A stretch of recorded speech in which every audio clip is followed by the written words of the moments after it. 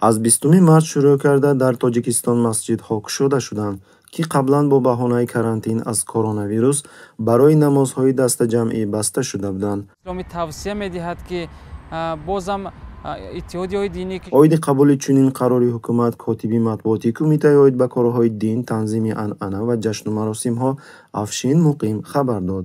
раванди безараргардонии масҷидҳо бо кӯшиши худи иттиҳодияҳои динӣ ба анҷом расид. бинобар ин Кумита ва шӯрои уламо ба хулосае омаданд, ки дар кишвар тамоми шароит муҳайё карда шудааст ва мардум метавонанд барои адои намозҳои дастаҷамъӣ ба масҷидҳо бираванд, иброз намуд ӯ.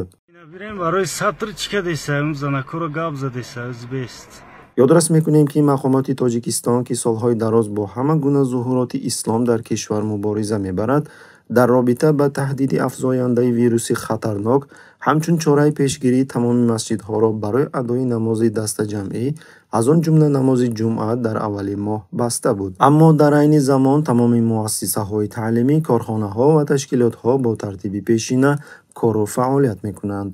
инчунин ғайр аз ин, омодагӣ ба таҷлили Наврӯз идома дошт.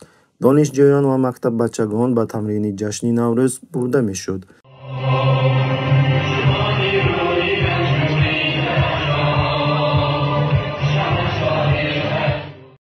ҷашни Наврӯз дар саросари Тоҷикистон ҷашн гирифта мешавад.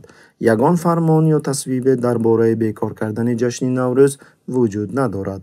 он бояд ҷашн гирифта шавад, зеро он ҷашни миллии мост, гуфт ба Азия Плюс муовини аввали вазири фарҳанг Обидҷони Назариён. тибқи иттилои шаҳрдории пойтахт ба хабарнигорон, чорабиниҳои идона ва консертҳо дар тамоми 4 ноҳияҳои шаҳри Душанбе баргузор мешаванд. инчунин намоишҳои театрӣ дар шаҳри Хуҷанд низ баргузор мешаванд.